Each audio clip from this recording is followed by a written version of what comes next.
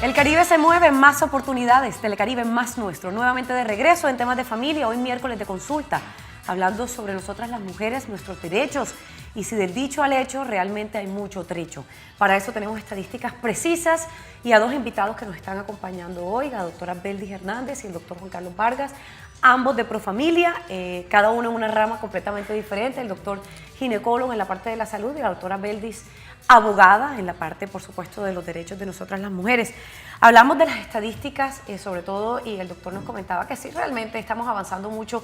Hoy en día las universidades, un porcentaje muy alto, están inscritas las mujeres. ¿Y usted nos quería hacer un comentario? Sí, pues realmente el 2% de mujeres que no acceden a la educación superior es una cifra, eso significa muchas mujeres, porque un 2% son miles de mujeres que no acceden, pero no es algo que digamos, si lo comparamos a nivel nacional y hombres y mujeres, no es algo muy grande, sobre todo frente a discriminación hacia la mujer. Que solo el 12% de mujeres accedan a un trabajo formal sí es preocupante y es muy grave. Ya lo decía aquí, ahorita Juan Carlos decía, mire, muchas acceden a la universidad, entonces ¿qué pasa? Más de la mitad de las matrículas en universidades son mujeres. Pero muy pocas llegan a tener unos buenos cargos con buenos sueldos. Entonces me lleva a preguntarle a los siguientes, ¿esto es porque hay competitividad con el género masculino o porque todavía hay mucha coacción de parte del cónyuge, del esposo, del acompañante hacia aquella mujer que quiere sobresalir, laboralmente hablando? Yo creo que hay dos cosas, o sea, parece que sí definitivamente en el momento de la contratación hay una predilección de pronto si hay dos profesionales con el mismo rango, con las mismas calidades. Y con el mismo estudio. Y con el mismo estudio. Porque al hombre le pagan más y a la al hombre mujer le pagan más, lo seleccionan más, que uno diría, pero hombre, la empresa contrate a una mujer, le hace lo mismo por menos, pues sería un beneficio, pero no, prefieren el varón porque piensan que le es más fácil de pronto moverse dentro del ambiente laboral. Y lo otro es sí, y quizá eso es lo que más deberíamos evitar, y es la competitividad por su pareja. El que el señor se gane 2 millones y la señora se gane 3, muchas veces genera un problema de pareja. Muy bien, y vamos a, entonces... Yo tengo que interrumpir ahí, y es que yo creo que hay un problema adicional, no solamente la competitividad, sino que también está todo el tema del prejuicio que se tiene sobre la mujer. Entonces, cuando se tiene un hombre y una mujer que se compara, si tiene hijos, si no tiene hijos, si está casado o no, que el hombre tenga hijos o no tenga hijos no afecta la contratación. Y si los tiene por la calle porque no le piden el certificado de vasectomía, pues entonces ahí sí. Pero si la mujer tiene hijos o está casada, ya es un condicionamiento por el que se parte que ya no puede acceder a algo. Adicionalmente, hay otro tema y es que siempre se ha considerado que la mujer es muy buena, pero para todos los labores que tienen que ver con el cuidado. Ya lo que son gerenciales o profesionales que impliquen otro tipo de actuación, ya se considera que la mujer no es apta porque no tiene la capacidad, porque no sabe, porque la mujer es menos. Muy bien, y eso me lleva a darle las siguientes estadísticas. Que una tercera parte de las mujeres son amenazadas por su pareja. El 26% desafortunadamente sufren violencia verbal, el 37% sufren violencia física y el 6% han sido violadas. Los medios de comunicación y las diversas entidades promueven lo que yo dije al principio del programa, el no quedarse calladas. Entonces, ¿qué hacer en ese caso? Y sobre todo, ¿a dónde deben acudir? ¿Dónde gritar? ¿Qué hacer? ¿Cómo llamar la atención cuando suceden estas cosas para que las estadísticas comiencen a bajar? Muchas veces el primer momento de verdad que tienen las mujeres frente a la violencia es en la consulta médica. Entonces, un punto importante para aquellos médicos y médicas que nos estén oyendo y viendo en este momento es, hay que preguntarle a nuestras pacientes, sobre todo a esa paciente que consulta repetitivamente por una enfermedad que uno muchas veces como que dice, pero esta señora, ¿por qué no se mejora del colon o por qué no se mejora de este flujo que presenta desde hace tantos años? Es una forma de llamar la atención porque está siendo víctima de violencia. Y hay que ayudarla a que ella sea consciente que está siendo víctima de violencia porque no siempre los episodios de violencia son reconocidos. Pero una vez los reconoce, entran en pánico porque se sienten vulnerables al maltrato y que el maltrato puede ser peor. Pero es que creo, perdone que lo interrumpa, creo que solo un 20% denuncian. Exacto. De todo este porcentaje del cual estamos hablando. Entonces realmente es un porcentaje muy bajito.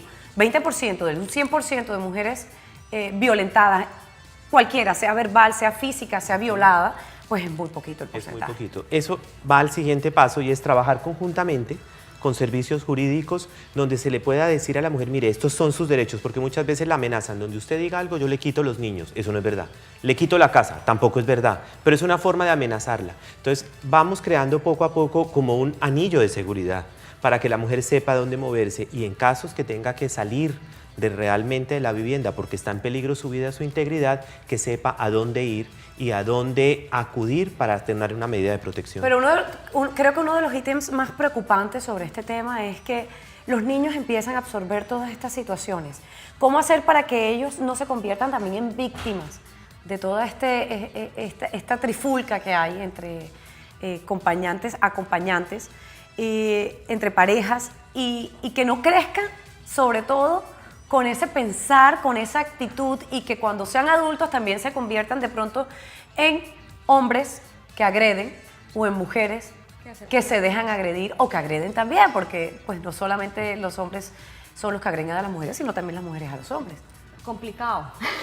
Pregunta compleja. Pero un principio para que eso no vuelva a suceder es que denunciemos y además que no la toleremos. No tolerar la violencia es la clave.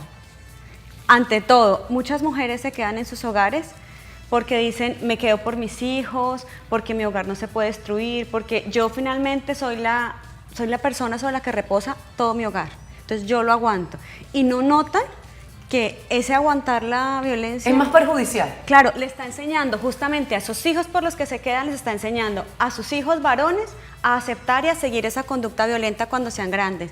Y a esas hijas mujeres que es el modelo de familia que ella va a aceptar y por lo tanto es normal. Y como es normal, es lo que ella puede esperar y aspirar en su vida. Bien. De todas estas situaciones o de algunas de estas situaciones se presenta el embarazo en adolescentes, en preadolescentes y en mujeres adultas también que han sido violadas y que desafortunadamente terminan embarazadas. Estas mujeres o estas adolescentes y preadolescentes no saben que se puede legalmente hacer interrupción de este embarazo en 3 casos específicos. Háblenos de esos 3 casos específicos. Sí, en Colombia, en el año 2006, la Corte Constitucional analiza una demanda de constitucionalidad, es decir, es legal obligar a una mujer a continuar el embarazo en estas circunstancias. 1, cuando el embarazo ha sido producto de una violación. 2, cuando el feto tiene una malformación que le es incompatible con la vida. Es decir, obligar a la mujer a llevar un embarazo que no va a tener, como dicen usualmente, un feliz término, porque va a tener un feto que no va a sobrevivir. Claro. Y 3, cuando el embarazo ofrezca riesgo para la vida o la salud de la mujer. Esas son las 3 circunstancias en Colombia por las cuales una mujer puede solicitar a su seguridad social la interrupción legal y voluntaria del embarazo. Y esa seguridad social está en la obligación de resolverlo. Sí, incluso el gobierno posteriormente hizo una serie de decretos y circulares donde les dice a las EPS, si usted no presta el servicio, debe tener una red de prestadores para asegurarle y garantizarle a las mujeres que puedan ejercer este derecho. Yo ahí voy a hacer una aclaración y voy a añadir justamente para las personas que no me escuchan. Tú dices tu seguridad social, entonces yo digo, ¿y si yo no tengo seguridad social? Correcto. Si yo no tengo EPS o si no tengo una EPS o es regular, porque hoy en día hay un porcentaje muy alto además que se queja que su seguridad social pues no tiene buenas condiciones, su servicio no es muy bueno y que este tipo de situaciones pues no la resuelven. ¿Qué pasa ahí? ¿Qué hay que hacer? Hay que pedirla igual. Yo me puedo ir a un hospital público y solicitar que se me atienda y se me preste ese servicio de interrupción voluntaria del embarazo, porque es mi derecho. Por esas 3 razones.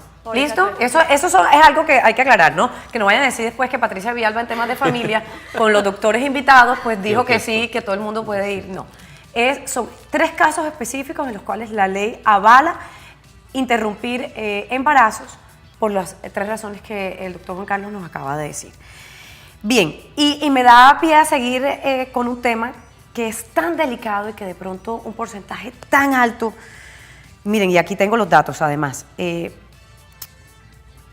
no conocen el tema del cáncer de cuello uterino, del papiloma humano, de cómo hacerse un examen de mamografía, de cómo hacerse una citología, cada cuánto debe hacerse. Entonces yo quiero aprovechar que usted nos está acompañando y darles esas cartas a nuestros televidentes, brindárselas de una manera gratuita, que ellos sepan, ustedes mujeres, desde que empiezan a desarrollarse, tengo entendido, pueden comenzar ya a explorar su cuerpo, a conocer su cuerpo y empezar además a prever una cantidad de situaciones que se le pueden presentar más adelante cuando ya empiecen con relaciones sexuales, cuando ya empiecen a tener una pareja estable, cuando ya empiecen ya un camino más amplio en su vida sexual.